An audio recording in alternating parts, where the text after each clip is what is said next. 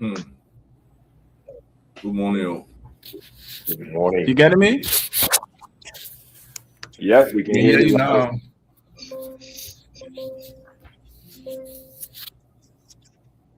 now. Okay. Good. Is it any better? So we live. You just have to centralize Yeah, it. it Okay, looks you're better. getting. Looks better. Looks better. It looks better. It looks better. It looks better. It looks really, really good. Is the Facebook link up, Rufus? We are live. Oh, Very hmm. good. Very good. Good morning. Good morning. Just like that. Good morning, everybody. Good morning. Happy to be here. Um, this is your regular man, Isaac Tukpai. What is this? This is business talk. This is business talk, folks. Um, we have Mr. Divine, Mr. Ruas Divine Connor. He's in the studio, fresh and ready today. So this is exciting. Um, Obviously, our energy and business development expert is here, Mr. Akino R. Phillips. So set yourself. We're excited to be here again for another show. Last week, unfortunately for me, I was involved with the funeral and repast activities for my godson, who passed away um, late in July. It's been kind of really tough for a young man, 35 years old, for his mother. May Ronald Queen's soul rest in peace. Um, Hopefully, like they say, when we transition here, we are in somewhere better. So we pray for his soul. We pray that he's not troubled, that he's with the Creator, and we'll hopefully join him in the afterlife. But we appreciate those who are still here. We appreciate the presence of his mom, of um, his younger brother, his dad, and we thank God for life, and we know we have been hearing so many deaths, so many young people dying as well. And if there's any way that we can control some of those things, we should try to do that. If there any way the community can come together better to prevent some of those things, that's what we should do.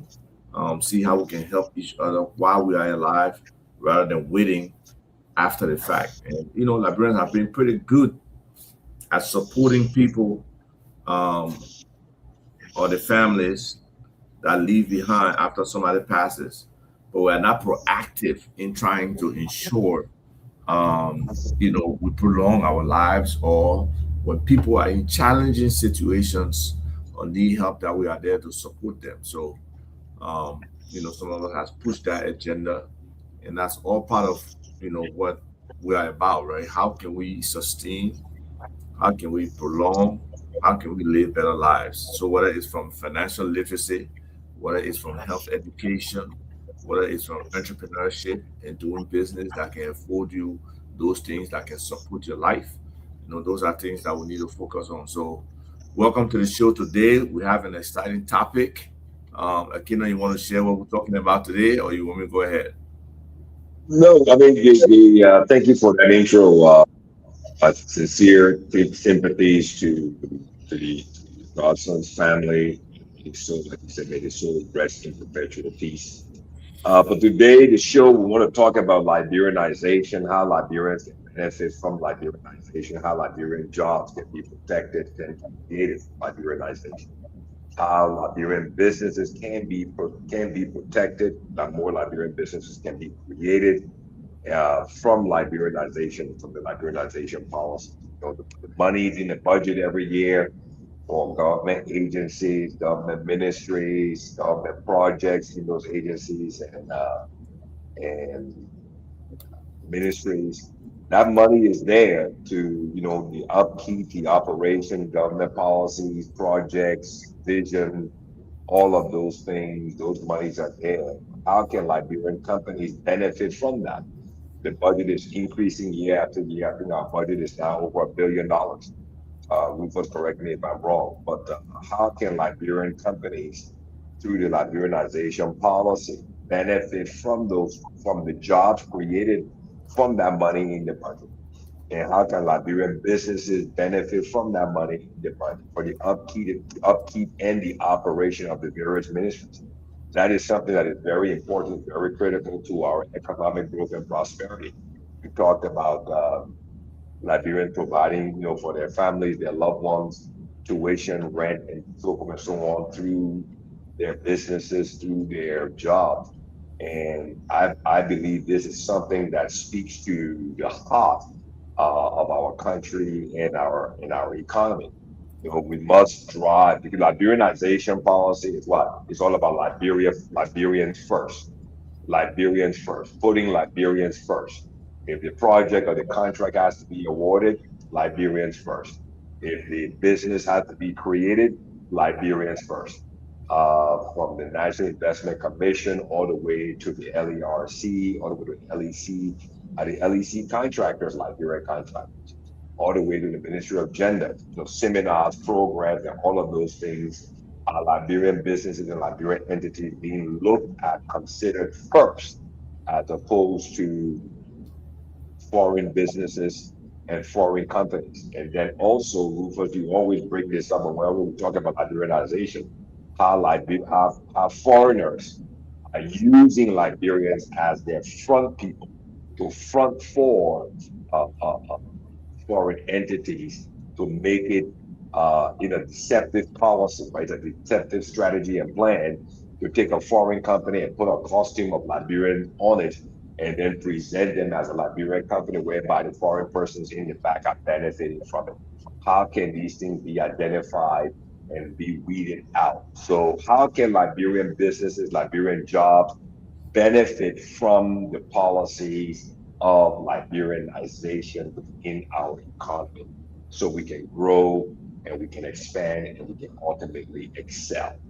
That's the topic for today. And we want everyone to please share the show, join the show by way of Facebook, uh, share it on LinkedIn, share it on Facebook, share it wherever you can. But we want everyone to listen to and participate. Let this be a participatory event for everyone because this concerns all of us, especially Liberians in the diaspora. You're leaving here, you're going home, you want to do a project, you want to be a supplier or a vendor to the government ministry, be it for stationery, be it for IT services, the supply of vehicles and so forth and so on. The money's in the budget, but how can Liberian businesses benefit from that? How can Liberian jobs be protected under the Liberianization policy? Over to you, Trust. What do you think? Or Ava? Um, so this is kind of a touchy topic. Um, we have seen the Liberianization policy. The original was in 1973, and we had actually 26, 26 sectors were set aside for Liberians. And then in 2010, Madam Salif kind of shifted the policy. All right, she reduced it from 26 to 16. And the other ones, she expanded it and set threshold where foreign investors could, invest. So um, we did like an alignment of the previous 26 to the new 16 and some of the changes. So let me see if I can share my screen here and just walk through a little bit some of the sectors so people can see the differentiation between what existed before and what we have now. Um, so like entire screen and share. Okay. So I believe you guys can see my screen, right? Can you see my screen? Seeing the screen, yeah. All right. So back in 1973, these were the areas, this column right here, column B, These were the areas for Liberianization where these 26 business activities were set aside exclusively for Liberians. Block making, importation or sale of second-hand clothing, toga flare, as we call it, auto repair and maintenance, no restrictions, just Liberians were supposed to be. Peddling, selling in the street, walking around, ice making, shoe repair, retail of rice and cement, the transportation sector, taxis and buses, video clubs, gas stations, um, distribution of locally manufactured goods. Um, and then these were the additional ones: advertising agencies, pharmaceutical sale, bakeries, printing shop. Um, then there were retail of goods below certain thresholds. So all of these items in this column, they were all reserved for Liberian businesses from here to the top. And if you look at the bottom here, you see the count. That was 26 items. 26 sectors were set aside exclusively for Liberians. Then in 2010, Madam Salif changed the law. They amended the Investment Act and it reduced those number of sectors from 26 to 16, right? And that's those 16 included these right here where, for example, 3 and 3, 6 and 3, 9 and 2, 11. 11 on the original one were held without any shift, okay? And then they broke down these other 5: supply of sand, tires repair shops, retail sale of timber and planks, importation and sale of used cars, except dealerships with after sales services and travel agencies. All these are reserved for Liberian, these 16. And as much as we reject the decrease and we believe, governments who kind of subsidize and support those same first 26, but these 16, if they were really enforced and really reserved for Liberians, it would still mean a lot. But within that amendment, they also enable foreigners investing in these other sectors by saying that if foreigners have an capital investment of 300,000, they can invest in any of these other sectors. So that means they took away from Liberians. So advertising agency, graphics, and commercial artists, foreigners can invest in it. Sale of pharmaceutical, before that was for only Liberians. Like we can see here, sale of pharmaceutical, except major importation, was only for Liberians. Now foreigners could get in it once they had the capital to get in. And we know that whole dynamic about capital. I mean, the access to capital is limited for Liberian bakeries.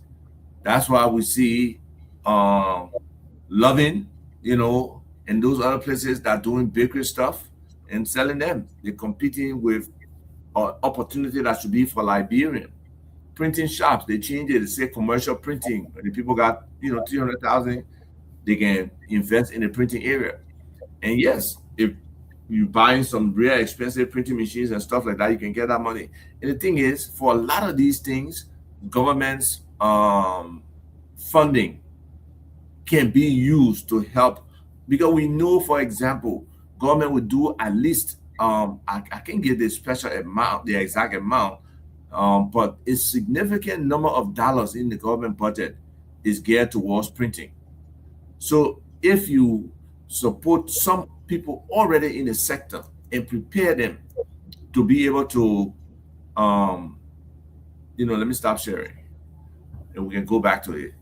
So if you support some of the Liberian businesses in those specific areas to be able to bridge that 300,000 investment gap, wouldn't it be wonderful for Liberians that they can have the right kind of equipment, advanced stuff that they can help? Because the money is there, and you, government, can commit to certain of those businesses that you would take your businesses to your different printing activities to Liberian businesses. And it's a tough sector. Most of the times it's when during elections or start of school or something that the printing, agencies can actually have like a little boom.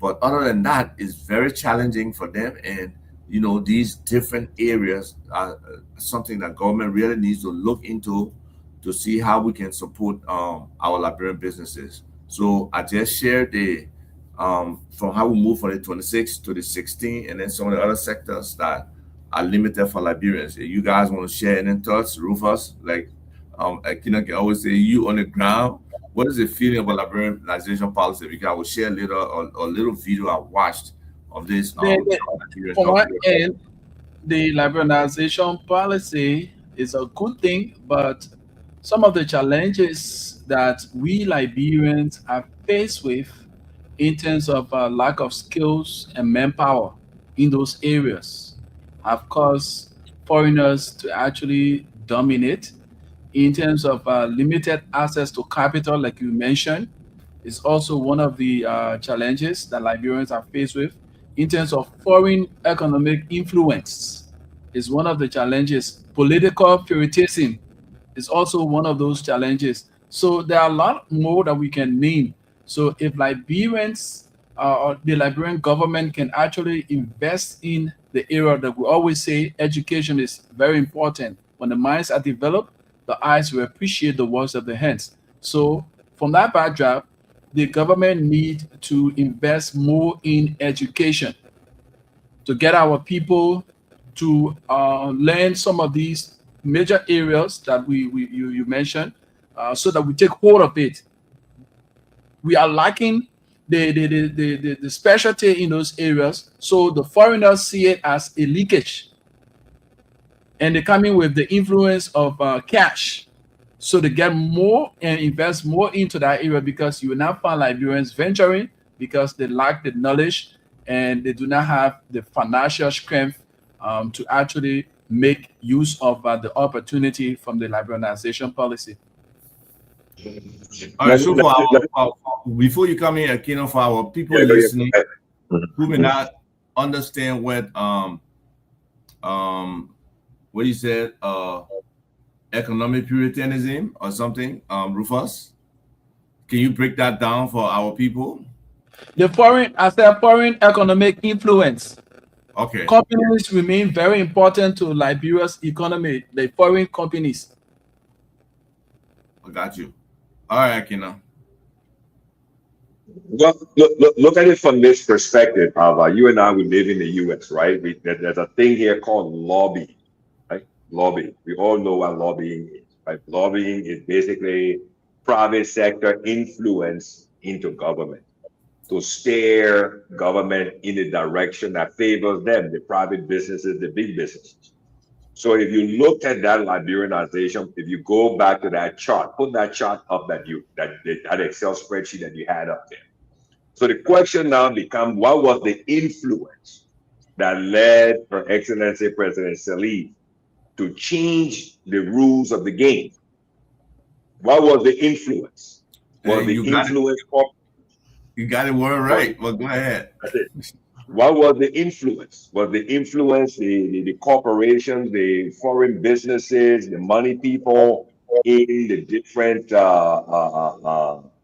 communities, call it Lebanese, call it the Indians, whatever way you want to call it, who drove that, who drove that, who pushed that? Because something had to influence her to make this decision and package it as the investment act, right?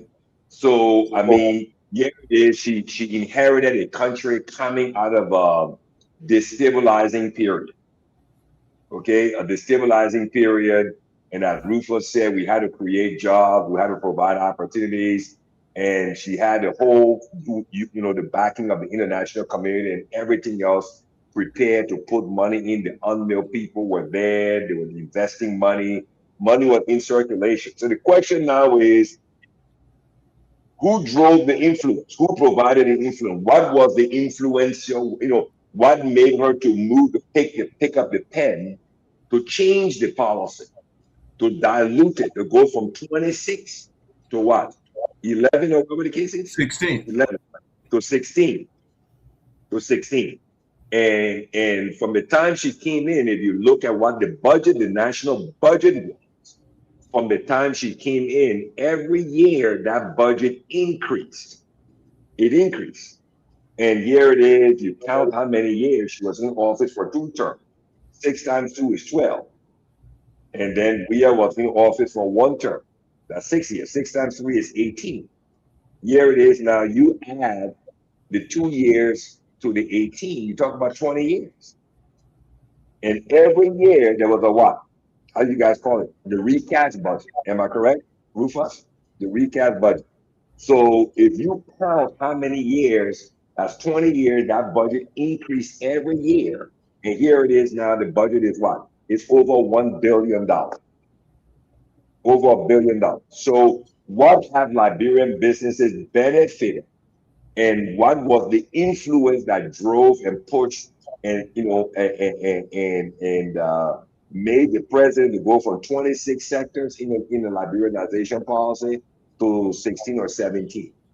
And now, because of that move, because of that influence, what has happened to the Liberianization policy? You got You know, more foreign businesses participating in those areas. And are they creating the job? Are they higher level job? Are they higher paying jobs? Are they not dominating our economy as a result of this influence that changed the? That's the question. you raise a great point. That's a solid question, but I will even extend that question because the point you're making, that budget, that $1.2 billion budget of nearly 1.25 billion, right? Government is a major spender in the economy, the biggest spender. So how has that 26 to 16 factor for Liberians in this 1.2 billion budget? Can the government carve out and say this is what in this 1.25 billion that goes to our Liberian businesses? And then you got to add on the loan money and the grant money for these different economic activities that we are actually putting, our future revenue will be paying those debt back, right? So how are Liberians benefiting? Again, it comes to capital flight. It comes to government not monitoring these different sectors that reserve for Liberians. Recently, I think Senator American trying to push a bill for 25% of public procurement to be set aside for Liberian-owned business. But the enforcement is not happening. The enforcement is not happening. So when you look at the 1.2 billion year and you look at the economy and say, is it for everybody else who show up with capital because they got 300,000 and they can invest in these other businesses or just other businesses so they can just do anything? They can bring foreign workers who don't clear. Only recently I saw the Ministry of Labor showing some teeth and denying work permit for some foreign company, but they need to go beyond that. Their scope is larger than that to ensure and enforce liberalization. They must monitor these things. They must see that this liberalization is actually creating businesses, creating jobs, and they, in their role, got to enforce and protect the job for Liberians. And they have done a poor job of doing that, historically. So, we really need to look at this as a people. And I saw this clip of a young guy asking why, because they are the ones mainly affected. Our young people, some of them graduated from college, some of them graduated from trade school. The opportunities are very, very limited. So how can government, really relook at this thing and take an active role in ensuring Liberianization? This job is supposed to protect the Liberian people, it's supposed to protect the jobs, it's supposed to protect the little small shop, the trucking business, all these other activities. And if it can happen, it's a tough thing for them. How do they move forward? How can the economy, from a Liberian perspective, move forward? You want to say every year would they pass increased budget 1.2 million, 1.2 billion, 1.3 billion, and going up? I mean, our capacity is larger than that, in my mind, in terms of what we can generate for revenue. But unfortunately, it's not there. So we just want to, before we go on to you guys, to answer those questions, let's just say welcome to the people watching us. We appreciate you, getting up 10 o'clock Eastern time or breaking your day in Liberia at 2 p.m. in the afternoon when you probably should be at Doma Valley or somewhere else hanging out to watch us is very critical. Those who and those who will watch us later, we appreciate them. Um, so thank you for watching. And Akina, there are many people out there who watch the show. I was surprised. I'm out in North Carolina, Raleigh, North Carolina this weekend, and a lot of my cousin folks are out here. I didn't even know many of them watch the show, but many of them watching the show. Someone asked me last night, "Your show tomorrow morning, you'll be on your show." I said, "I have to be on the show. I missed last week. I missed last week already, but the probably got to party with the people that's small now. He got to hang out." So I was out here hanging out, and it's just wonderful that people, Alexandra Chomte, I hope I'm pronouncing her name right. Um, she's sharing something here. I don't know whether Rufus you can share that comment. Let me see if There's oh, on the screen. I already shared it. Thank you, Rufus. Thank you. And you shared a couple of ones earlier. Her comment is very germane to what we're talking about. That education has to be intentional. She gives an example of Burkina Faso, where the school curricula are now elaborated to fit the job market. And that's the thing I'm going to get to later on in the show, Alexandria. You 1,000% correct. So, for example, let's look at this, right? 250 million will be the compact that will be coming to Liberia. Then the Millennium Challenge Corporation, compact number 2 for Liberia. It will focus on a couple of different things. They say energy generation. So they can focus on the generation, right? But when you generate energy, what are the other two things you gotta do? You got to transmit it. You have to distribute it. Thank you. So how can they prepare Liberian businesses to be ready for that? Right? And they will also, in that, I believe they will also be looking at critical minerals, right?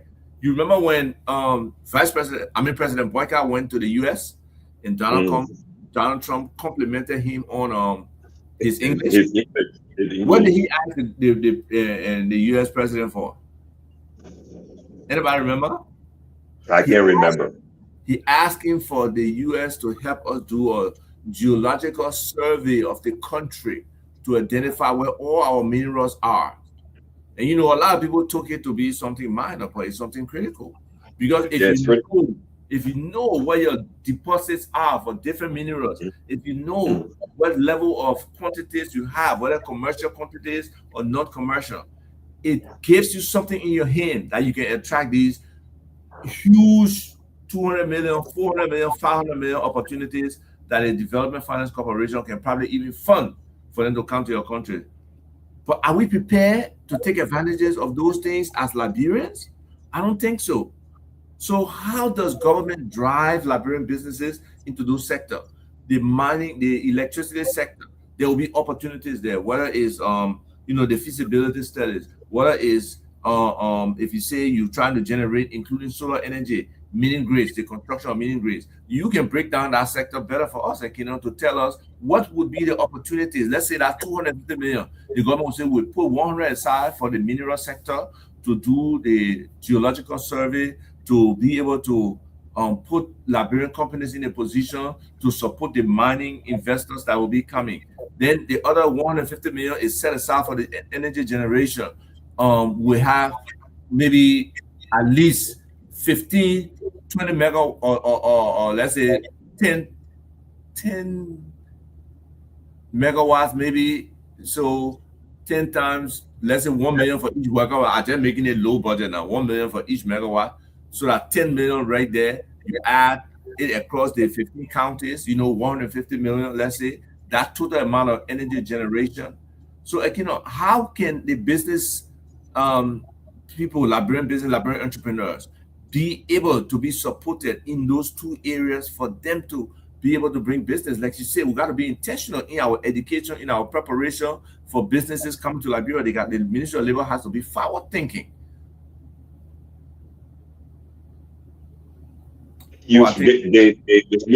I got it. Yeah, they.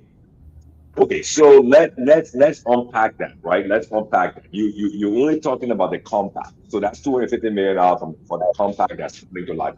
Okay. Yes, start coming Going down the road. Right. Got it. So one of I believe one of Liberia's greatest challenges, okay, in government, out of government, private sector, what it is. I think the private sector applies this more. The foreign private sector. Let me qualify it. Not the Liberian private sector, but the foreign private sector applies this capability or ability more than the Liberian private sector and the Liberian government. And what is that? Critical thinking, strategic thinking, okay, forecasting, okay, looking forward. The private, the foreign private sector, the foreign private investors in Liberia apply critical thinking in every aspect of their business. They plan, they listen, they learn, they read reports, they've got their finger on the pulse. They have a better understanding of what is coming down the road. They know what's needed to achieve certain things in different sector of the economies. We're not purposeful. We're not intentional. We're not futuristic in the way we think and the way we do things. We are more reactionary. When something happens, that's when we want to move. Not before, no, but it's after it has happened.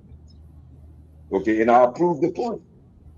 If when July 26th coming, I'm not digressing. Let's proving a point. When July 26th is coming, and the president say, I'm going to spend July 26th in Nimba County, or I'm going to spend July 26th in And Bapode recently it County. was Grand Bassa. Recently, this past one was Grand Bassa. When does the planning start? Even the day of July 26th, they're still painting trees. It that I'm just saying, there's no forecasting, there's no future planning. The day before the president get the grant, when they're cleaning the road and cutting on the side, the day before, we are reactionary in the way we do things as opposed to being responsive and planning and being more futuristic and applying critical thinking and strategic thinking so that we can what? Benefit from these things as we're not holistic in our thinking. We're narrow minded in the way we think. When somebody talks about the energy sector, where's the learning? Where's the understanding, the depth of the energy sector? Energy is not just something you do. Power generation is just one aspect of it. You got the turbines or the solar farm. There's a whole aspect to the generation side. Third party contracting, equipment supply, transportation. The equipment don't show up at the port of Monrovia and then people carry it on their back. There's a whole transportation and logistics sector that got to move that equipment from the port to the project site. The project site has to be clear. That third party contractors, again, are Liberian contractors who created and positioned to clear, to clean the land, to prepare it. So through that whole process, just on getting the equipment to Liberia and transporting it from the port, our Liberian logistics companies benefiting from the transporting of that equipment with their trucking. Our Liberian contractors benefiting in clearing the land, digging the holes. Then you got the generation side. So we've got all of these vocational training schools. Under President Salif, so many different counties created what community colleges, right? Am I right or wrong? Rufus, are you there? Grand Bassa County has You're their right. own community. You're You right. got Nick County, you got Lofa County, you got Booker T. Washington Institute, of the largest vocational training school. You got LOIC. You've got the William V.S. Tubman Technical College way down in Maryland. How are these vocational training schools, these technical schools, these community colleges, and the university, how are they feeding into this whole thing? Why role? This is where our manpower is supposed to come from. Why should Mita bring an electrical engineer from India, give him work permit, and you got Grand Bassa County College, they're graduating in electrical engineering? I mean, explain that to me. Explain that to me. Or University of Liberia graduating electrical engineers and Tubman University graduating electrical engineers, and you bring electrical engineer from India. Last time I checked, current electricity is seen as electricity in every country. So I mean, that we don't do critical thinking about, and this is where these foreign investment entities take advantage of our ignorance and our lack of critical thinking in this Liberianization power. So they come in with influence, which is mostly money, and they convince our leaders who don't have the depth and the height and the length of understanding or the breadth of understanding of how much impact manipulating or shrinking the Liberianization sectors will be to the overall economy. Let me just prove a point. Because electricity is improving in Liberia, Rufus, correct me if I'm wrong, every hotel, every guest house, every restaurant, every office building has what? Air conditioning units. Am I Yeah, right? So you're right. You're right. imagine how about the service sector for air conditioning. The largest air conditioning service company in Liberia is a Lebanese company. It's called Morgan Refrigeration. Wow. Yeah, just that sector alone. Every guest house, every ministry, every agency of government, every business, every hotel, motel, guest house, restaurant has air conditioning units. And the AC sector, in the US, we call it the HVAC, heating, ventilation, and cooling. Air Okay. conditioning. Yeah, air conditioning. It's a major trend. And there's spare parts to be sold because the power is bad and wear and tear. But that sector alone creates thousands of new jobs. So how are we doing critically in thinking and understanding that this sector, who has all of the service contracts for all the air conditioning units in the Ministry of Foreign Affairs and the Executive Mansion? Who has a service contract for all the air conditioning units in the different government ministries? Who? Liberian companies? I don't believe so. I don't Most likely believe so.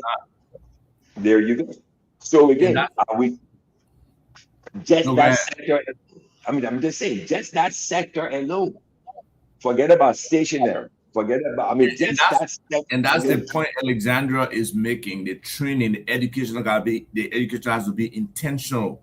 The Ministry of Labor has to look at all these different job and activities and see who are benefiting from these things, right? How do you drive Liberians to be prepared for these kind of situations? You gave an example of South Africa. If you're not prepared for it, it impacts the economy. If you drive out the foreigners, the Ghanaians, the That's it. Nigerians who doing all the work, even we saw that example, yeah, right? When they started cracking down on all these immigrants, the jobs that they were doing, what happened? Who could do it? Right now, to get somebody to fix one tile on your roof, the price is up in the sky because That's exactly Yeah. right. it's not a local American doing it, it's a foreign person. So Yeah. if you don't train your people, you don't position them, So, to so, make this so, thing so happen. It's a at this problem. point, I want to play the devil's advocate, So right? Um, let's understand that we as young people, we need to also be intentional and willing to put our minds in acquiring education.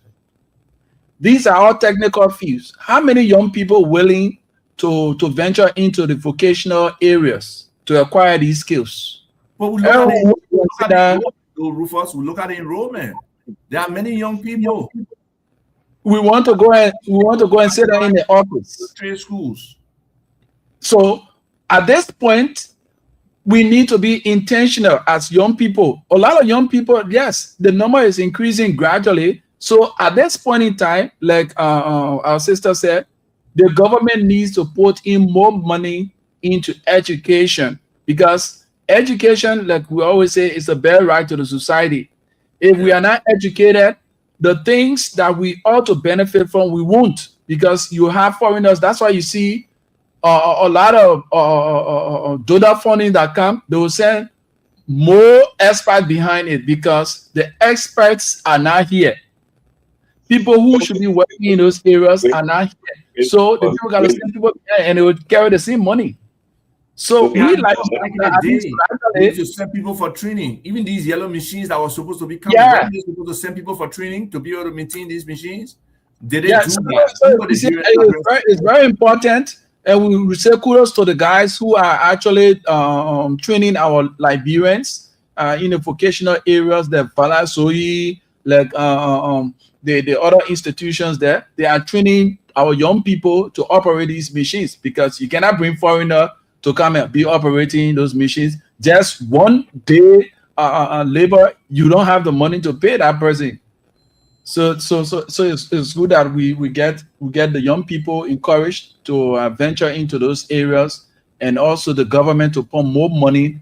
But at the same time, there must be transparency in the enforcement of the laws in this Liberian taxation policy, because Mhm. for some political reasons, our people may just play laissez-faire attitudes in implementing these laws to safeguard Liberians in this process.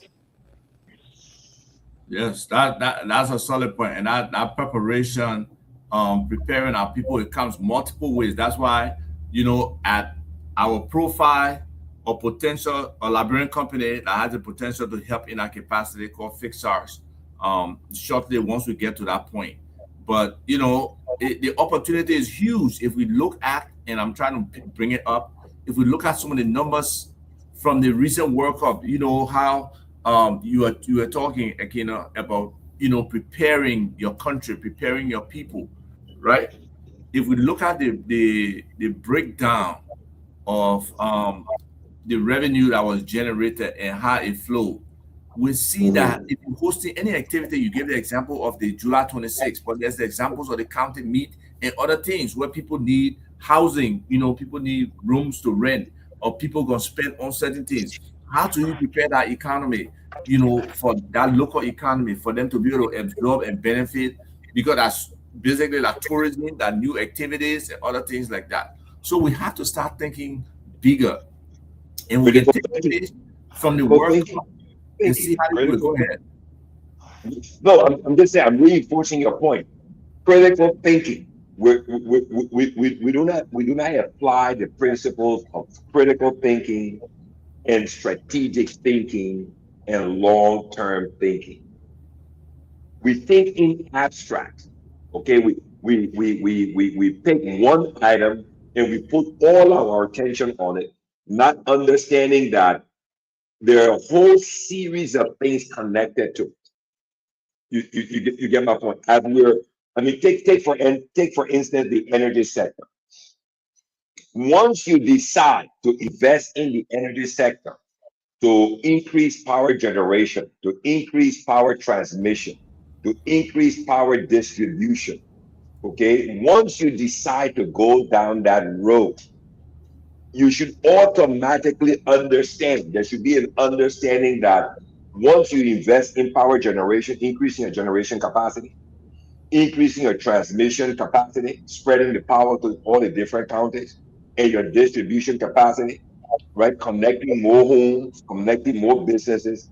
I mean, there should be an automatic reflex action in your thinking to be strategic, to understand that this energy is going to stimulate so many other sectors in the economy.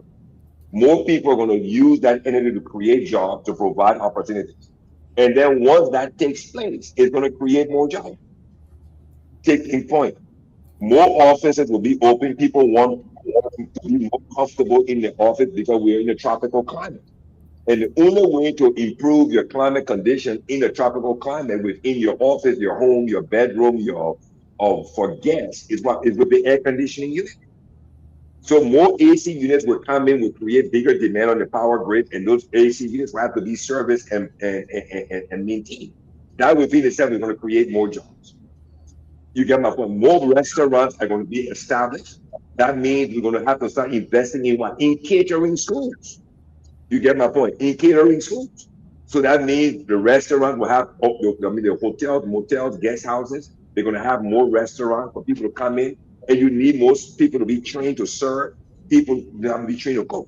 There's more equipment in that side. Then you need more people to train to go out to maintain the facility. More construction. That masons, carpenters, plumbers, electricians.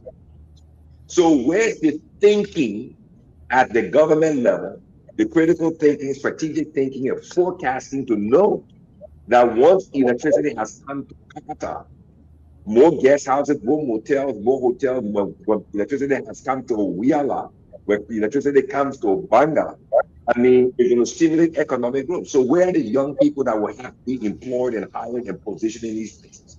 Take, for instance, the building material business. It's a multi-million dollar business in the Liberian economy. The biggest building material stores, Eagle, City Builders, and Jetty, they are all foreign owned. The three major business material companies in that dominate the construction sector in Liberia. Rufus, correct me if I'm wrong. City Builders, Jetty, and Eagle. Those are the big three. Those are the big three. You go when you're coming from Robertsfield, you come to Dwazo up on the hill there. You see City Builder. You come down to Boys Town Junction. You see Eagle. They're the two big. I mean, they dominate that whole sector. And that's where all the money from Sendwave, MoneyGram, Western Union is being sent home. People are building their home. Where do they go? So those three companies, critical thinking, strategic thinking, and forecasting have what? Strategically positioned themselves. Government ministry needs to be built. Government ministry needs to be rehabilitated, renovated. Where do you go? City Builders, Eagle, or Jetty. And this is where so in order for us, for Liberian businesses, Liberian companies to benefit from the Liberianization policy, we need to think strategically. We need critical thinking and strategic thinking in depth so that we can forecast and position ourselves in a way that what is coming towards us, we can benefit from it. We can benefit from it. And that's where, Rufus, you're calling it education. If the government is investing more in BWI to put out the graduates, then any foreign company coming in, you tell them, say, hey, up front, you're coming in, you need technicians, you got to go to LOIC, you got to go to BWI, you got to go to these county community colleges, you got to go to Tubman University, you got to pick up the company, the employees. Liberians have to be first.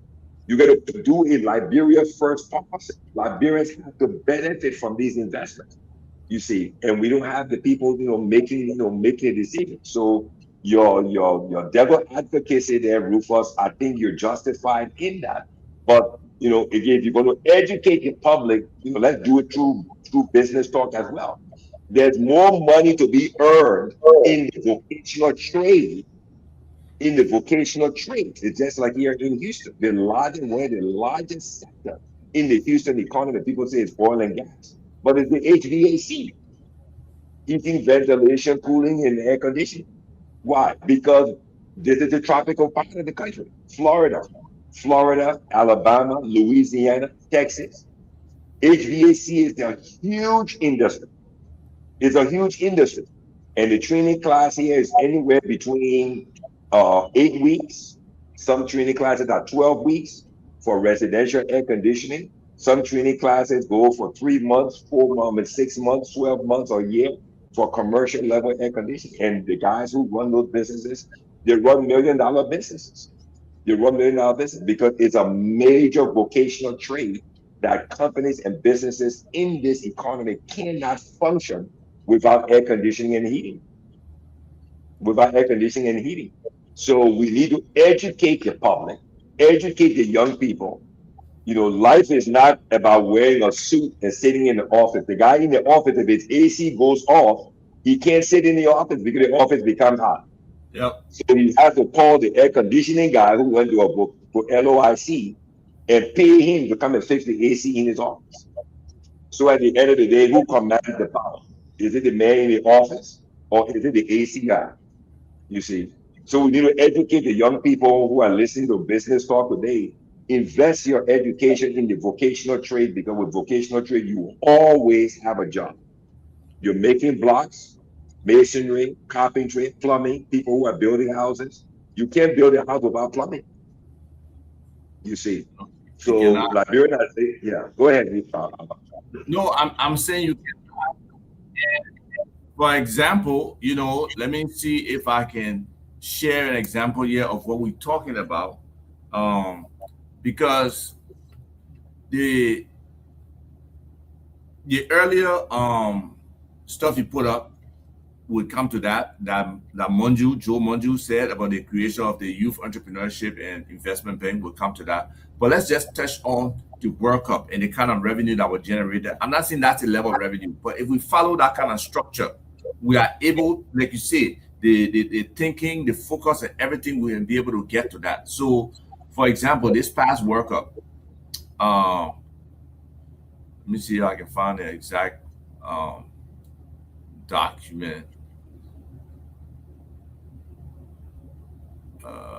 I think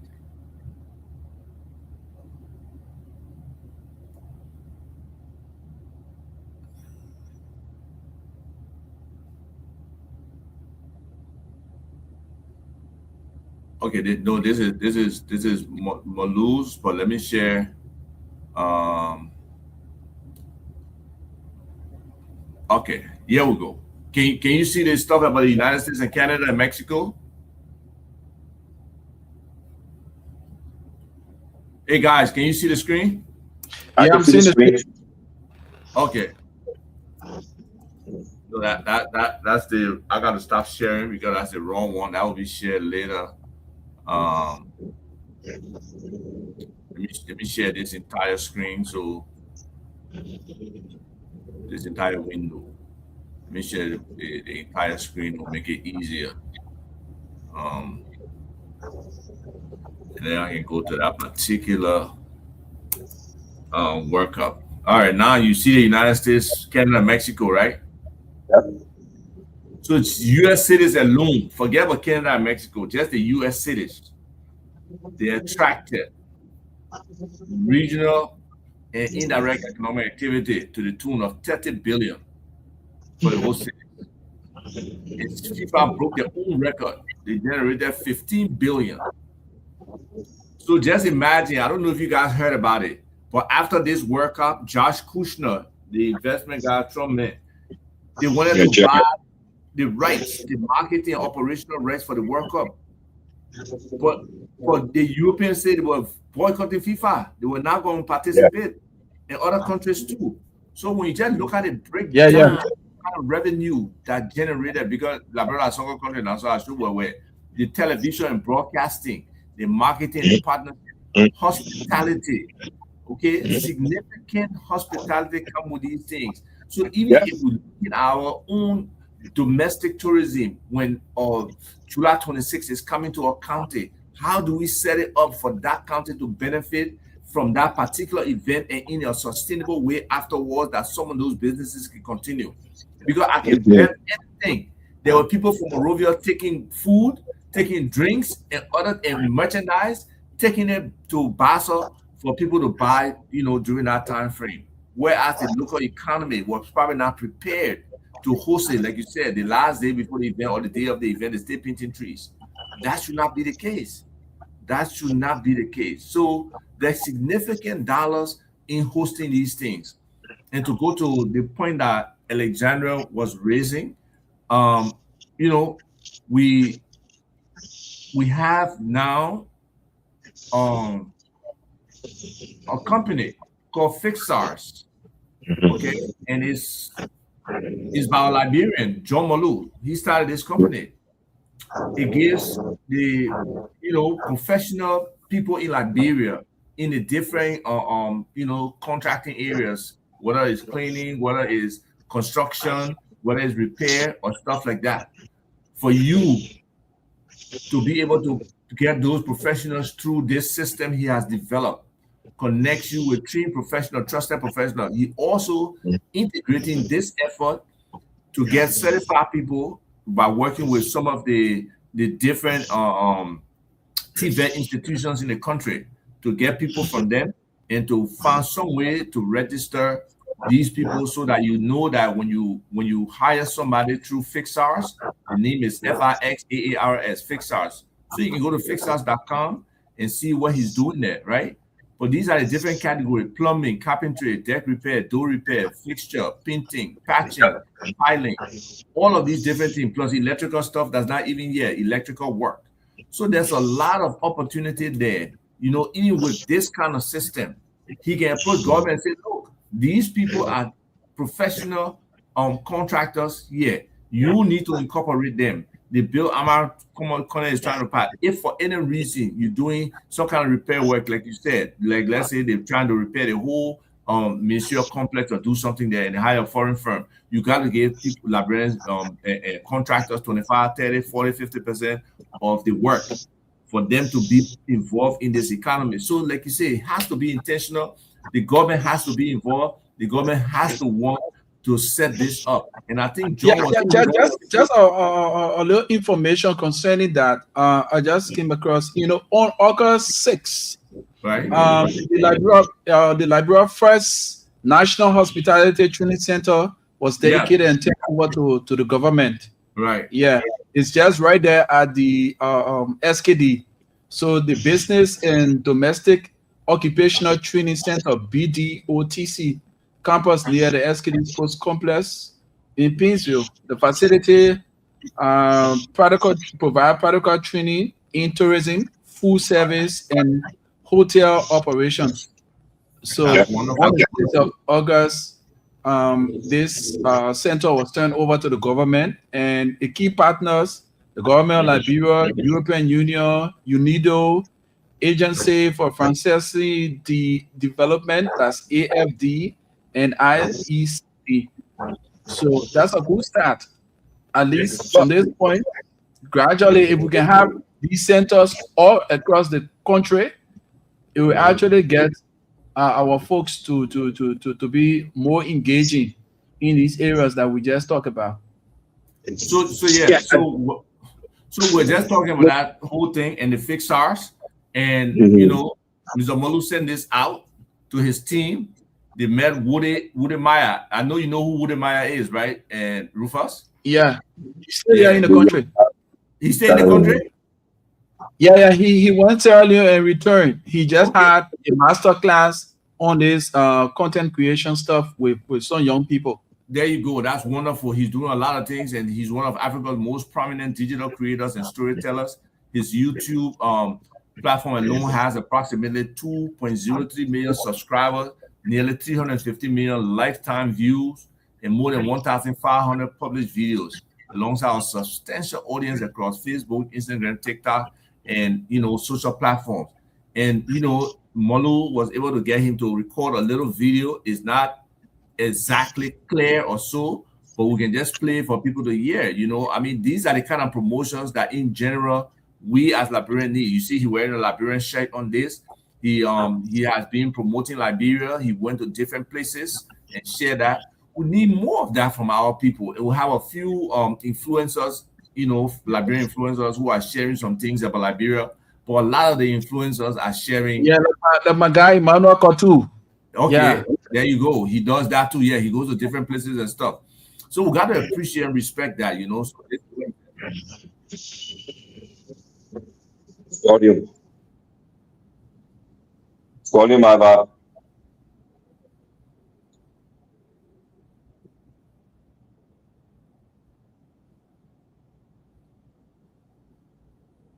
Right. So basically, he's saying, you should download Fixers and be able to access that opportunity to connect yourself with professionals who can, do the job the right way for you. And we need more of that. We need more of the training. We need more of the intentional plan to move these young people into jobs and stuff like that. So that brings us to the point about the Youth Entrepreneurship and Investment Bank, right? So just so people can understand, we don't want to take the word for ourselves, but the government set this up along with the African Development Bank, right, to have a youth entrepreneurship and investment bank. So I think the state employing people, I don't think it has been set up properly yet. It was already supposed to be active in 2026. Where it's at now, It's not where it should be. So implementation is always major. People take it for granted. Project and program management is very critical. Who you It's get to very critical. implement a program, what pace they're going with, what kind of timelines you're setting. Are they meeting those timelines? Is the activity, really going according to schedule? So those are critical things. And yes, Monju, we have heard about the Youth Entrepreneurship and Investment Bank. We think is a wonderful, wonderful idea. More effort needs to be applied to these kinds of things. But it's also a part of, I think Rufus was trying to be a devil's advocate and put the onus on the young people. They should also be aggressive in pursuing these things. Some of the protests, some of the noise making, it should not be just about the politics. It should be about the economy, the business. How can they Yeah. fit themselves into these things? How can they do some of the research? That's why I just cannot find the view of this young guy who was talking about liberalization and government going beyond just the enforcement of stopping three work permits from going through. No, they need to do more than that. And it's very important that we all look at this thing, because at the end of the day, Liberia is like a pie. How you Yeah. expand a pie for more people to be Yeah. involved, and people to eat some of that pie, that is. All we can look at is just in our own context, Liberia is a pot of rice, right? Oh, How you yes. dish Yeah. that Yeah. food, the woman who cook that food, how they dish it up, that's how people will eat. Because I That's know good. when my woman cook, my brother, my sister used to stay right by her when she dish out the food. When she put one meat in the paper boat, they come on me, my boat. So yes, so it's about The man, sharing, to a the, large the man extent. help us do, the man help us do early on strategic positioning. Strategic positioning. He the old man. He the one providing the services that she need. He want to see through that department. He crazy. No, but most of this is true though. Critical thinking. We always talk about that. Like we Yeah. got to be intentional about how we think about these things. So You yeah, know, but where is Janice Cookies? Where is she? yeah. Rufus? I tried. I did not see her on the stuff. So I'm gonna do all I can by the special grace of God. Please, I know please, God is faithful to do what He said He would do. To reach out to Bartonsville. She in the Bartonsville, Johnsonville area. Since I cannot get her on the internet, I'll reach in that area and ask about her so that we get her on. Yeah. So Hold on. what kind of cookies she make? Because my favorite Yeah. cookie that oatmeal raisin. I love That, oatmeal raisin that, cookies. other cookies. You But know, in our local way, we say butter cookies, but very Oh, nice. okay, those are nice too. Those are nice too. So yeah, we hope she can come on, because again, we saw on the liberalization thing, right? Bakery. Bakery bakery. before was 100% Liberians. Now they shifted. They say if the foreigner can have 300,000, they can invest in bakery. So we got Loving, we got some other places right on the boulevard there that are doing baking and stuff like that. So again, Yeah, and we also have. I already talked to her. She would have come this Saturday, but due to some meeting with foreign partners, like because they are giving her grant, she asked that we push her from next Saturday. One okay, Ella Nevlet. She has her own full area right around the ERW before reaching the LPS area there. Yes, wonderful. she has her own stuff. She Very good. just won a grant. Of recent, she won a grant and she's doing extremely well. So Ella will be with us as we also pursue to get Janice. Yeah. You know, Okay, what I want to throw in here, Bruce, so let's see if we can take a few calls after this. Please put the telephone numbers up. Let's take a few calls. But we started off the show this year talking about the ecosystem, right? The Liberian economy. We as a country, we as a nation, we're an ecosystem, and the ecosystem has different parts, and they're all interconnected and interdependent to make sure that the interdependency and the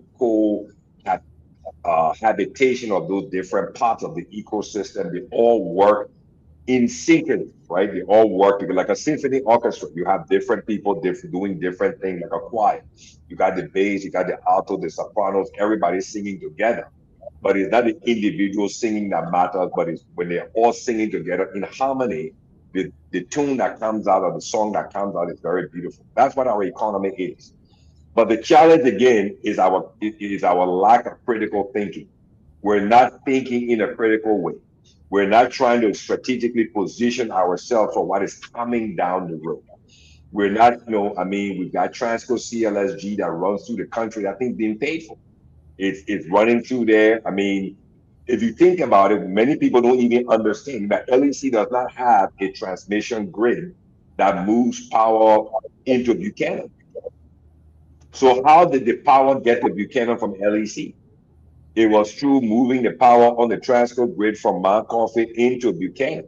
So it Wow. proved that yes, it proved that the grid is a smart and intelligent grid, and they've used the circuit breaker in the Transco yard to tie in the EU funded project for distribution across Buchanan. So we need to be strategic in our thinking. We need to strategically position ourselves as a country, as a nation.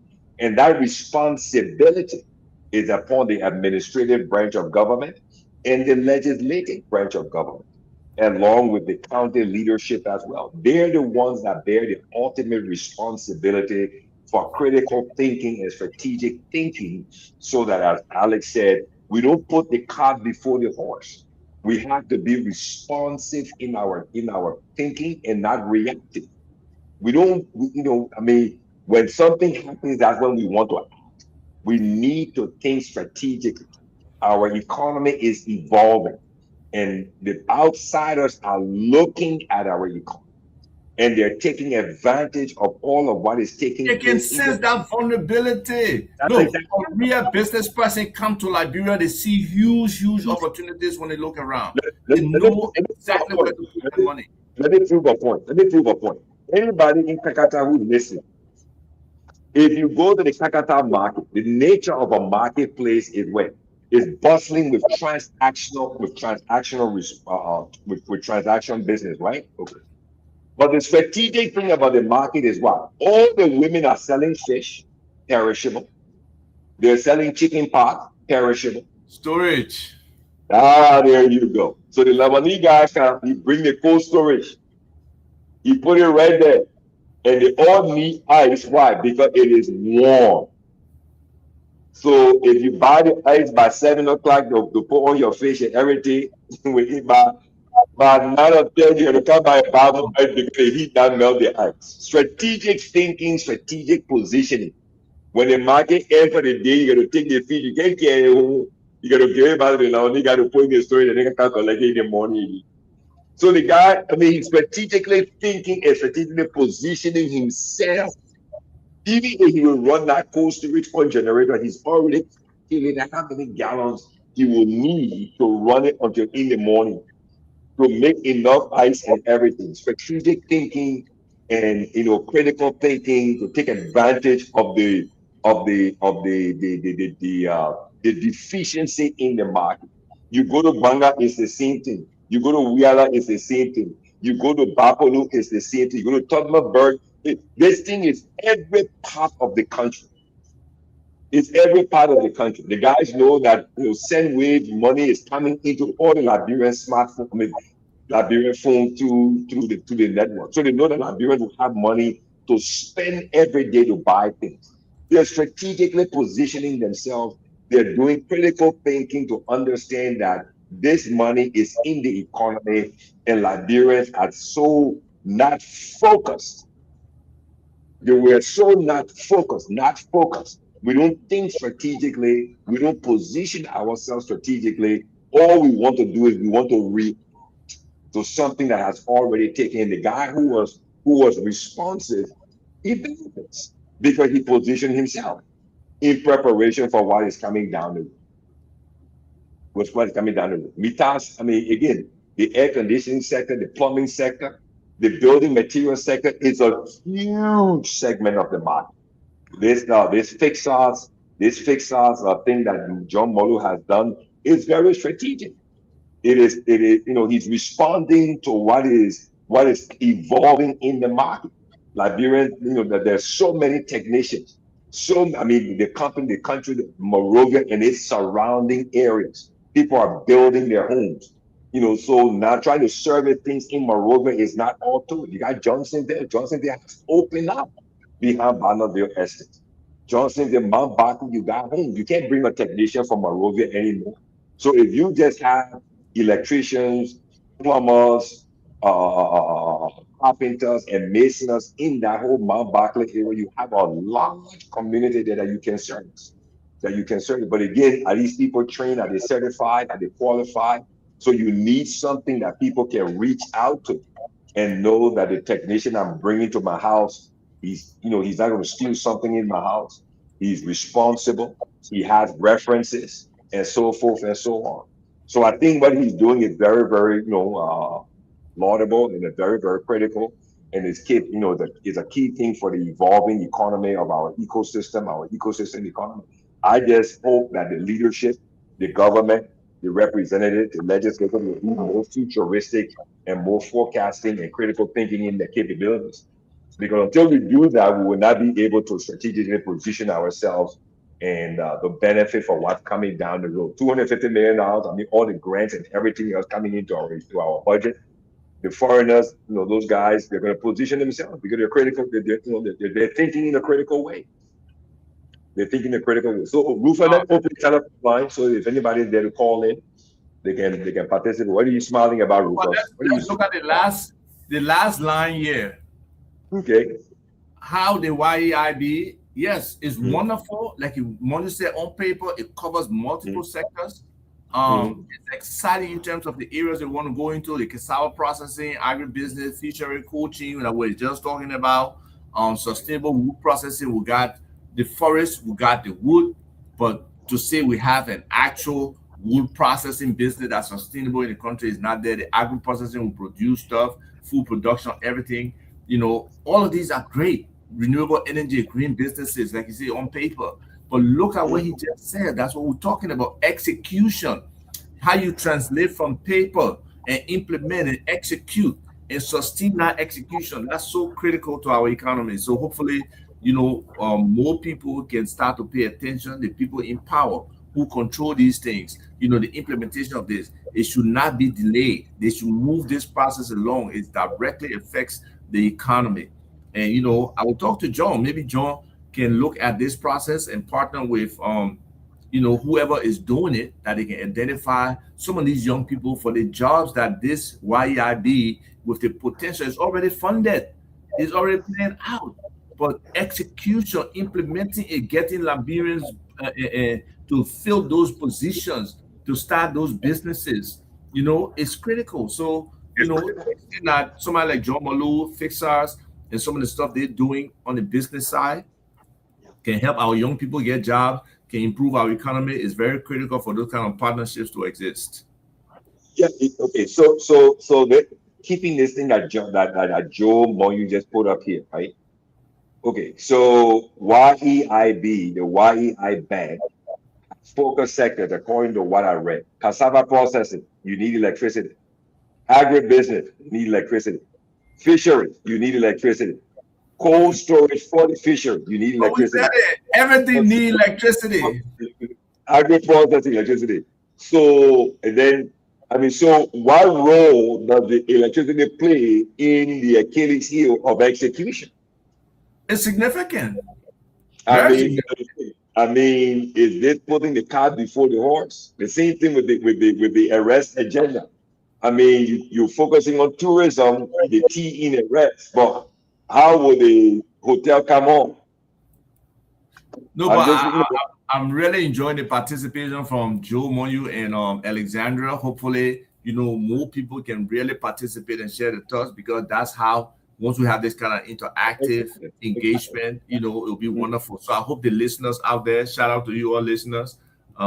We hope that you all can also call in. It's important that we get the feedback from the ground, the people who from the ground, in the community of YEIB, or the people who may want opportunities with YEIB, who may have already sent in applications for whatever sector to do whatever. What is the pace? What are they doing? And if you are YIB official out there, if you want to share, come on the show and share with us what YIB is doing, how you guys are doing it, what you guys expect. Because a lot of these things sometimes is the whole communication aspect, right?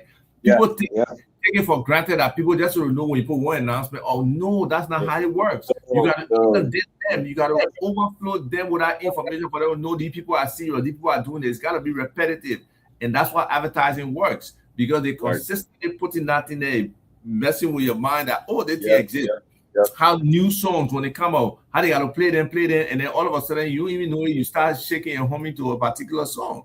So we have to take some of those marketing activities and bring it to some of the government activities. You know, That's that's why exactly right. Yeah, the and Ministry of apply. Information is very critical in communicating. I've told them that once a week or whatever time they get and bring government officials on to talk about stuff is not enough. You got to pound that information. You got to share that information. Even people don't understand it. With the whole drug situation, is a marketing thing too, because there's Mhm. people who looking at the drug situation. All they want to do is destroy the government and blame the government for everything there.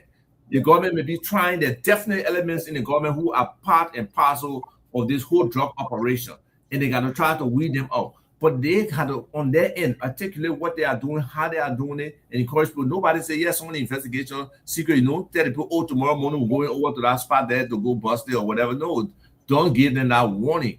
But Mm. you have to be able to communicate to the people what you are doing, and what it will lead to, at least to assuage some of the tension that people are feeling, some of the fact that people feel government doesn't care, government not making the right impact. That responsibility is on them because it's easy for anybody in opposition or anybody who is against something to just denounce it, and that Yeah, word yeah, flows yeah, yeah, faster out there to the yeah. public than you who trying to make the case that yes, we are doing something. That's why when you making the case, you have to consistently make the case, consistently show progress, and be able to, really articulate your point and why some things may not happen that you are being criticized for. So, is I mean, this show has been very exciting for me. Um, I'm already having fun. I'm in North Carolina. I'm at the Cosby University Alumni Association of the Americas convention. We are having a wonderful time. Last night, on Friday night, we had the welcome party. It Yeah, was yeah. awesome. It was nice. People were dressed like the 80s, and Okay, hey, good. all we're doing is to try to help Liberia again, try to Yeah, improve the situation on continent. There are a whole bunch of alumni associations out there. Last week, yeah, unfortunately, I could not go to the cathedral reunion in the New England area because of my godson's yeah, yeah, funeral and yeah. stuff. But a lot of people are trying to do things for our institutions, our schools, our communities. Different communities got different associations. But when we can really aggregate our Yeah, remittances and be able yeah, to invest them into real tangible things that can produce. Like right now, if we really start thinking, like we've been talking here, planning, right? When that compact is coming, how are we engaging the Millennium Challenge Corporation or the Liberian Millennium Challenge Corporation to ensure that Liberian businesses really benefit from and that's what's it. Yes, yes, what yes, are the yes, areas yes. you guys will be focused on, will be spending money on? Is it the economic analysis? Is it the impact analysis? Is it the feasibility studies? Is it the actual mining operation that will be coming? Who are the investors that are coming to do this work? How will they be fed? All the stuff where they got to really do the assessment, they got to relocate some people. So many places where they will be impacting. What's the relocation plan? Who's coming in, who's building homes, who creating new communities. All of those things we have to start thinking about them for us to join and be a part of it. So oh, Rufus, Alexandra, let's go to the first line. one. Is it, You see what Alexandra Rufus, you what she got said? Rufus, you got any callers on the line there? I see you smiling in the background. I But just got hold up, Alexandra. The question you asking here, that's you missed the part of the show we're talking about fixed ours. That's what John Malu has done. Maybe if you got another idea to add on to it, it's a platform. You want me to share it again? I can share it because it's a platform where you can go, and I believe they already have an app, the Fix Us app. You can go to fixus.com and download, or go to justfixus.com and be able to get contractors to do your work. And he has already reached out to the different and TVET schools, the technical and vocational education and training schools, to connect professionals from there and and also business professionals in Liberia who are operating, getting them to register with the Fixed House app. So when you go there, you can say, "Oh, they made a plumber, the other man a plumber, they made a plumber. Let me talk to the other one and see whether he can do my job." And then you get the right person to do your job. So yes, One it's minute. a very good business idea. But there's somebody there. But that doesn't mean you can't compete. That's where it's great. Build your platform and compete. Competition is good. And I'm sure Mr. Molu being a businessman who does not mind competition. It's about whose product is better and who product can get to the market. But all we're seeing is give everybody equal footing in the private sector where government can help us, especially in areas where we are supposed to be empowered from the liberalization policy. They need to help Liberians advance in that respect, get a good foothold for whatever business they are doing. And some of these businesses are guaranteed, like government has to do repairs, government got to do communication, government got to do printing. They got to allocate wherever that bill is that Conor is saying for 25%, it has to be moved for Liberians, especially those areas that touch the Liberianization policy. So we really, really need more lawmakers, more people in government to focus on how they can support the Liberians who are in business, because small business is what drives our economy, is what pushes an economy, and that's what creates jobs for the majority of your citizens. How we move our people from the informal sector into the formal sector, where they can be taxed and all of that, is very critical. Um, okay, you added him. Wonderful. Thank you. Welcome back, Keno. Yeah, yeah, So you know the point you're making. Rufus, do we have any calls there? Does anybody want to call in? I heard you talking to somebody there Yes, laughing. like I said, I was going to do all I can in my little power to get. I finally got sis Jackie cookies. I finally hey, got her. So before we bring her on, let us just hear her a bit. The radio is actually working. So sis Jackie, how you doing? Uh, I just love how you sis Jackie, how you doing, man? You're live on the I'm radio. well, thank you. Okay. Yes. We spoke of you last week, and there are a lot of interest in getting to know what you do. And who is Sis Jackie? By the way, she's Mrs. Jackie W. Richard. So she's like where she is now. You say you are selling, right? After yeah, I made Johnson to the thing around, I starting around. Okay, so just speak to our folks a little bit. Who is All right, good afternoon, my Liberian people. that's the voice of Jackie, folks. Jackie You Cookies. commonly known as Shaggy's Cookies. okay? I'm excited to be here and be there. That's great. That's great. So we're looking forward to actually have you on Saturday. Yeah, where you'll be in the studio and interacting with the people. You got one of your biggest fan here. Of course, she also reminded me of about your activities because we made the pledge that we're going to bring you on since Alexandra. So when she mentioned you, that's how we thought to get you, and blessingly we got in touch. So what's your inspiration, or what motivated you to get involved with the sale of cookies? So I came from a background where we always live in lack because our parents couldn't afford. My father and my mother have 10 children, 4 boys, 6 girls. We grew up busting rap to survive. And then I got married. When I got married, I started to experience the same poverty. And then it went on and went on. And Rufus, to be realistic, I hate poverty. Yeah, poverty is full of disrespect, poverty is inconvenience. And then I told myself I needed to do something. I didn't just want to do something to survive. I wanted to do something to inspire all the young women around me or within my generation. So I started Jackie's Cookie 3 years ago. I started it on Facebook, and then later on it went down.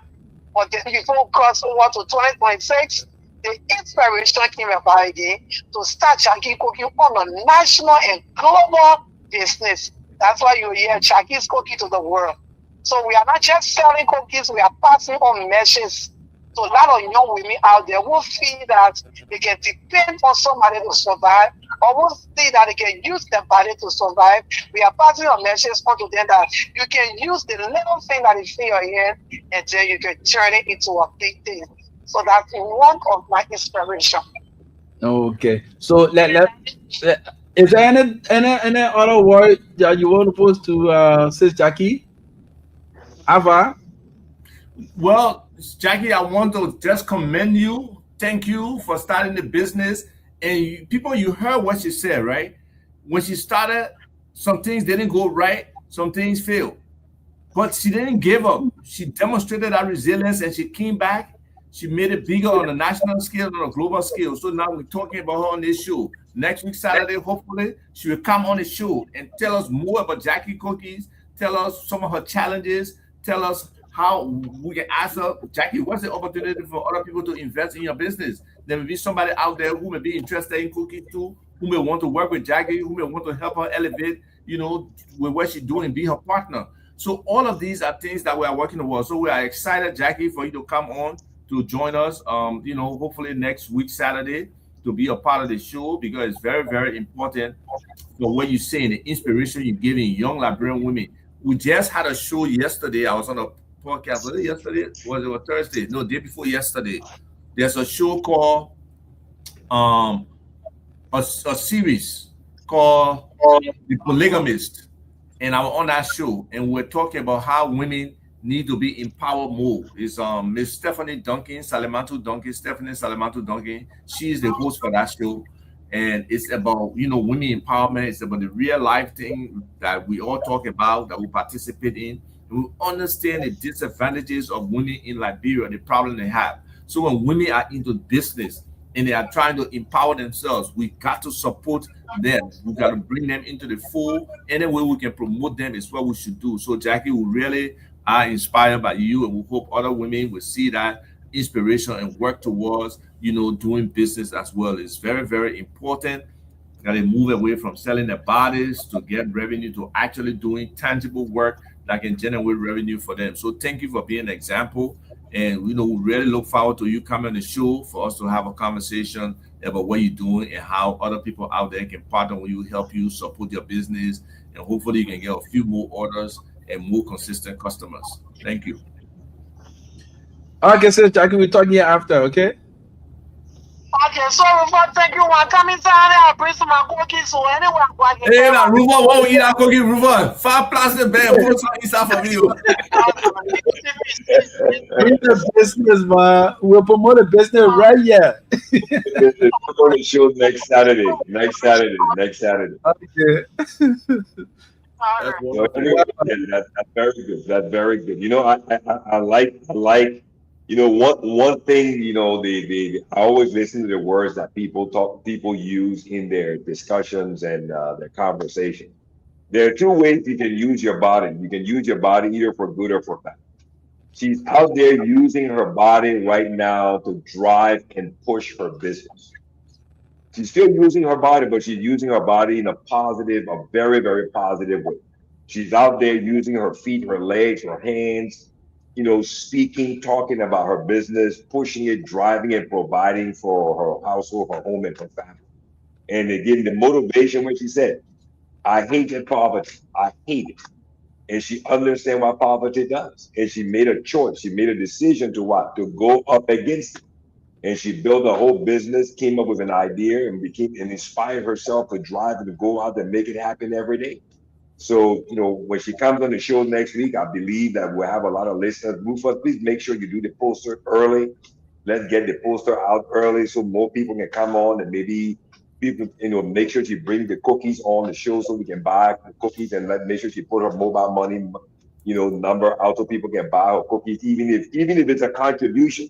Let everybody contribute to it. Let her be an inspiration to so many young women across the listening area from Kakata to Banga, where we're relaying the show today to Kakata FM and to Radio Lela in Banga, Bon County. And let her be an inspiration. This is what we need. Economic empowerment through small Liberian business that can ultimately grow. And like you said, Jackie Cookies what? To the world. Jackie Yeah. Cookie to the world. Jackie Cookie to the world. So I think that's very, very good. Very, very inspirational. Thank you so much for a great show today. I'm very, as I said, I'm having fun. This was a great, great show today. Very good show. Liberianization and how to protect the Liberian job. And I mean, we have a thriving economy. We just have to be inspired locally and be creative and critical thinking. Critical thinking and strategic positioning will always benefit you. Will always benefit of whether you're in Liberia or you're in the US. So thank you so much. Rufus, what do we do Yeah. now? Yeah, we passed time. So Ava is in Raleigh. He's got to go to his folks. I gotta go hang with my people. Shout out to And my we, people. yeah, Uh, okay. It's always good to be here. Every day of the show is another form of expanding our knowledge. For me, I learn a lot being with you people. You folks are fountains of great knowledge that we as young folks need to actually get to make life what it should be, because as you grow older, the challenges, and you need people who have gone through the wars and have the experience to prop you to get to do the things that you ought to do. So as a scorpions, Scorpions, rise up, reignite, reconnect in Raleigh, North Carolina. That's what we're doing. This folks, Continental University, our alma mater. We love this school, the spirit, the fellowship, the friendship you develop as a Continental, especially if you're on the Continental campus in Swafford, Bon County. It's a wonderful experience. I would love for most Liberians to have that experience. We still have that bond. All the people who went to school, the people who follow us, we are really, really connected. We are a wonderful alumni association. And today we'll be having our event. They actually are playing the soccer and basketball right now. For somebody like me, I want to make sure I go back home with no pulled hamstring. I know you can relate to that, Akino. So you go run, your competitive juices start flowing when you won't compete. Then you pull up muscle, your mind telling you, say, yeah, you can still run, but not knowing you can't yourself. So I'm not into that. I'm happy I was able to come on the show today. To all my Cardinal folks, if you're out there, try to support your Alumni Association, try to support the school. They are doing a lot of stuff with Dr. Bropley and other with the graduate school. Our president, Pinky, she's doing a great job of pushing the school in the right direction. And we are very supportive, wherever way we raise the funds and we can direct it to doing things on campus with the program, with the again electricity, with the technology. All of those things are things that we should do. So the high school, for me, I'm in like 4 different alumni associate. Oh, now 4 or 5. So Cathedral, Carroll High, CWA, Cuttington, yeah, 4. So those are the schools I went to, and it's very critical that you support the school that you went to, in order that the people who are coming behind you, can benefit from what that school imparted to you. Because without the knowledge that those schools gave us, would not be where we are today. So we really appreciate that foundational education that allows us to be competitive with all other people. So we support our president, Romel Hutton, to ensure that she can lead Cotton in the right direction. And we just hope other people out there can support their schools. Cathedral for me was kindergarten to like 6th grade, and I went to I forgot Irasi school in Yekepa. I went to Irasi school. So there are 5, but we have not had any kind of alumni association or anything from there. So the only thing from there is Carroll High. Then came back to Cathedral for 7th grade. Then I started thinking I was the man, acting frisky. They shipped me to Carolina, not knowing the mission is what makes you worse. It doesn't really change you.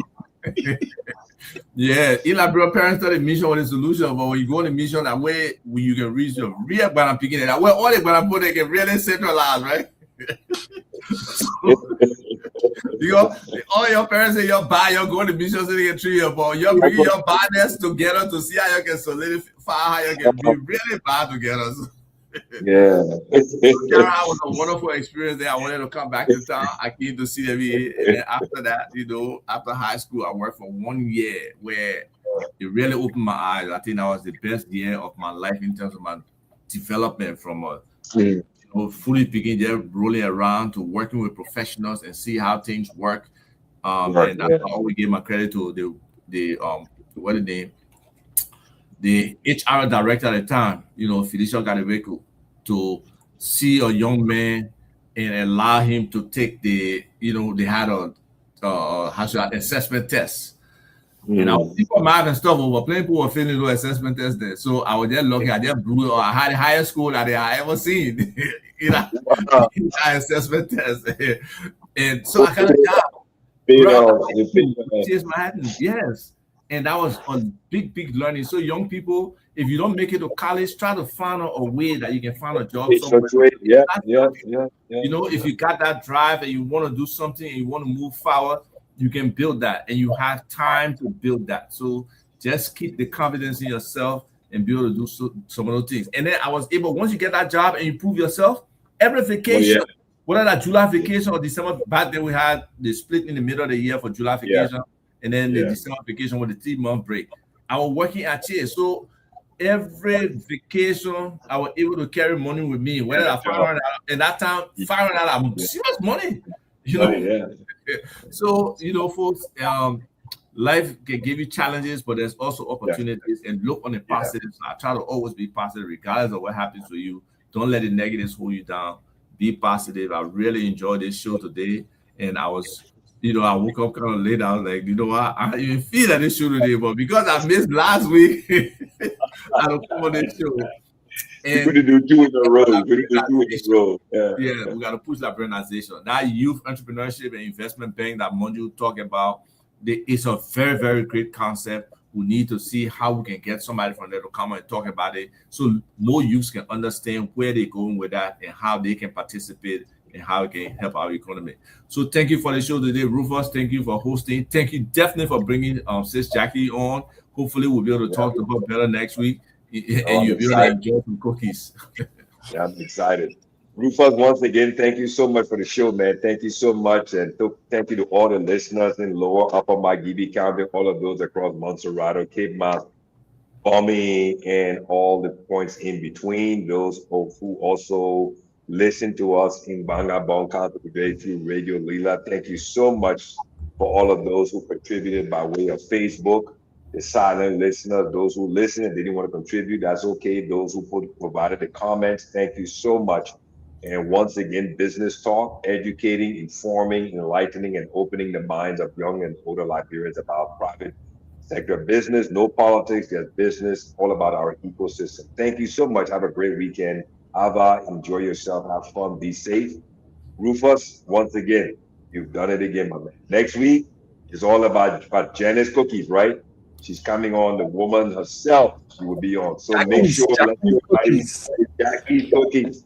So let everybody get ready to listen to those women. She's an inspiration, and we look forward to the poster coming out hopefully by Tuesday or Wednesday on the different platform, Jackie Cookies.